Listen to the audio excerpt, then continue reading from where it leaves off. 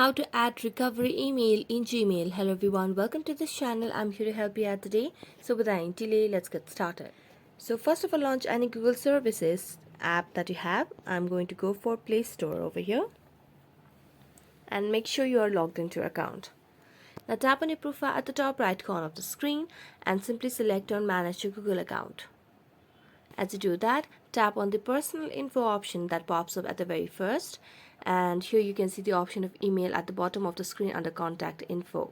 Select on contact info's email, and as you do that, you will be able to see the option of add recovery email over here. Simply select on add recovery email, and as you do that, it will ask us to verify ourselves, so we just need to verify ourselves over here, and as we are done with verifying, it will land us to a new page where you can add the recovery email over here. So you can simply tap on add recovery email and you can just mention any of the email over here.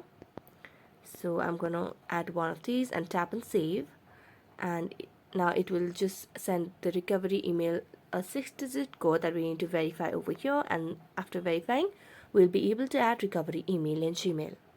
So that's it. Thank you so much for watching this video. See you next time.